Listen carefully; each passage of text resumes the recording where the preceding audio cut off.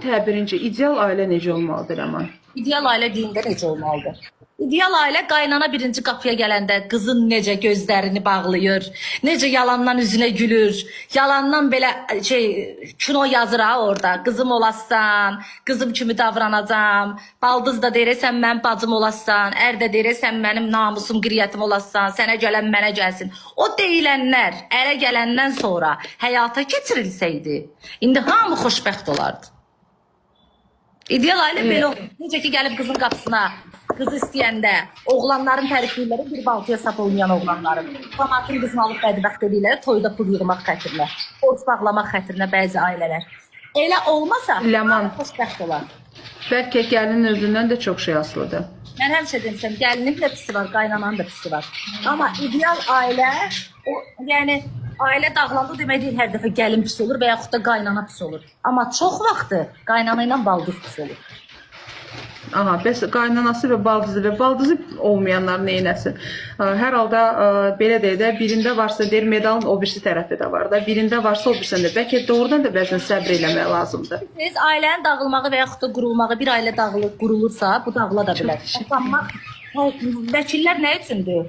Qanunsuz, məsəl üçün boşanmaq üçün. Əgər evlənirsənsə, boşana da bilərsən. Anlaşılmamazlıq ola bilər, uşaq olmaya bilər. Nə bilim, bir yerdə söhbət edib ayrılırsan, hamı qırışıb ayrılmır ki.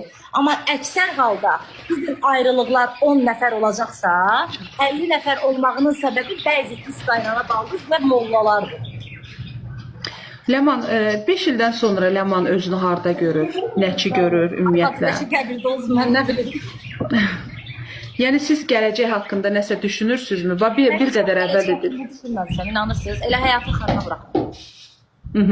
Çünki çox adam düşünür ki, siz bir qədər əvvəl dediniz ki, sizin eviniz yoxdur, maşınınız yoxdur. Amma çox adam da deyir ki, sizin adınız gələndə, mən indi arada bir jurnalist olaraq, yəni respondent barəsində məlumatlar toplayıram da və çox adam da deyir ki, qaz vurub qazan doldurur.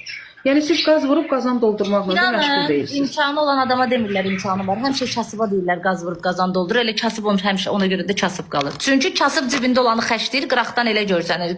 Başa düşürsüz? Ona görədir. Mən yazıq əlimə keçəni xərcləyirəm, ürəyimin təmizliyindən eləyirəm. Elə bilirlər ki, mənim elə altım doldu. Krisa deyiləndə yığıb qıraq atmıram. Başa düşürsüz? Yəni məndə o yoxdur. Ona görə də qıraqdan elə görsənirəm. Ləman, ikinci dəfə ailə qurarsınız. Yaxşı bir oğlan olsa, məni qəbul eləsə, mənim başıma vurmasa, məsəl üçün, qaynana baldızsız ev olsa gedərəm hə. Aydındır. Bəs yaxşı, digər tərəfdən, məsələn, siz öz övladınızın, məsələn, hansı ailədə istəyərdiniz gəlin olmasını? Hansı ailədə istəyərdiniz? Suallar məndə eksprompt gəlir, bəli, sizin dediyinizdən əsasən. Mənə maraqlı deyil, oğlan kasıb olar, varlı olar. Əsas odur mənim qızımı əsl kişi alsın.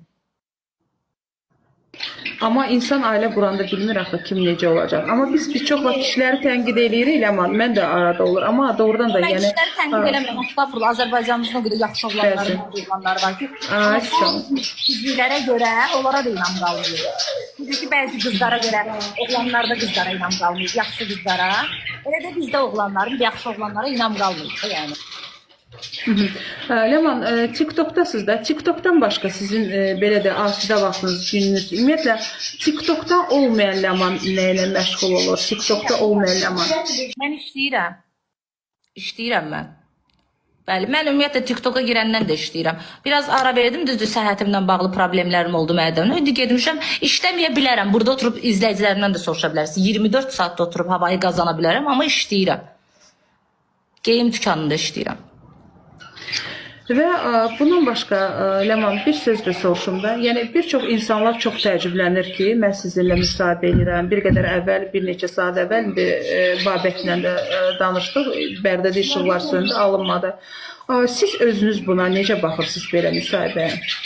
Doğrudanmı mən jurnalist olaraq, yəni biz yalnız və yalnız tanınmış insanlardan, yalnız və yalnız belə deyək də rəsmən hamının qəbul etdiyi insanlarla biz müsahibələr eləməliyik, yoxsa əslində İnsanlara niyə yuxarıdan aşağı baxmaq lazımdır ki? İnsanlar hamısı bir strukturada bir yerə də gedəcək də, yəni hamı o dünyaya gedəcək. Heç kəs nə Chanel-lə, nə Coco Chanel-lə, nə bilim Versace firması ilə kəfənə bürünüb getməyəcək. Hamı bir dənə ağa bürünəcək, gedəcək. Yəni istəyir müğənni olsun, istəyir mən olum. Yeri gəlsə mən hamda elə bir müğənni var ki, ondan da tanınmışam, ondan da məşhuram. Niyə də məndən götürməyəsən ki, yeri gəlsə? Nə var ki burada? Yəni mənim ondan nəyim əksiydi? Gör müğənnidən nəsə götürəndə o məndən artıqdır. Mən özümə heç kəsdən nə əksik görürəm, nə artıq görürəm. Səsiniz gəl. Bəli, bu quşların səsi, atam biraz yaşlı insanlardır və televizor açmırlar, deyirlər quşların səsi olanda. Mən də gəlmişəm bugün valideynlərimin yanına. Allah çox sağ olun. Və bundan başqa sual da yadımdan çıxdı. Eyni zamanda Ləman, başqa hər hansı bir sözünüz varmı? Hansı sual məsələn var ki, bugünə qədər yəni siz ona cavab tapa bilmirsiniz? Asıl sual, nə bilim, o qədər suallar var ki, ağlıma hal-hazırda gəlmir. Mən ancaq sual ver, cavab verim, mən ona yaxşıyam. Yaxşı, bir məsələni də soruşum. Niyə bax bir qədər əvvəl dediniz də, müğənnilər çıxarıla bilir efirlərə, kim kimdən uşaqlar dünyaya gətirdi, bütün bunlar danışıla bilər. Amma TikTokerlə müsahibəni mütləq qınaq obyektinə çevirirlər. TikToker danışanda deyirlər ki, milləti pozur, uşaqlar baxır. Bəs bu efirə kim baxır? Biri çıxır verilişlərdə, nə bilim, deyir qızım qaçdı qardaşıma, biri çıxır deyir qızım, bacım qaçdı ərimə, biri çıxır deyir, nə bilim, anam mənim ərimlə oturdu durdu. Yəni bunlara baxanda pozulmuruq ki, nə oldu, bir dənə TikTokerlər pozdu, reallığı danışanda. Biri çıxır efirdə əyləndə alt paltarına qədər siz də mənə bağışlayın, görsənir. Nə oldu, bunlar pozmadı, biz pozduq, nə dəxli var? Təəssüf ki, belə deyək də sizin dediklərinizdə həqiqət var. Belə, Ləman, mənim əslində suallarım çoxdur, amma sadəcə düşündüm ki, yəni kifayət qədər biz bugün danışdıq və siz özünüz hər hansı bir sözünüz var mı? Bax, indi sizin auditoriya biraz başqadır, mənim auditoriyam biraz başqadır. Halbuki ortaq belə dedi, bizim izləyicilərimiz də var. Məsələn, nə tövsiyə edərdiniz, nə deyə bilərdiniz? Özünüz ümumiyyətlə bugünə qədər həyatda çıxartdığınız ən böyük dərs nə olub sizin üçün? Allah, mən o suallara cavab verə bilmərəm. Bu dəqiqə beynim errordur. Mən ancaq sual ver, yadıma gəlsin, cavab verim. Amma belə heç bir şey xoş oldu amma mən sizinlə söhbət eləmək. Çünki mən sizin xətrinizi həqiqətən çox istəyirəm. Çox təşəkkür edirəm.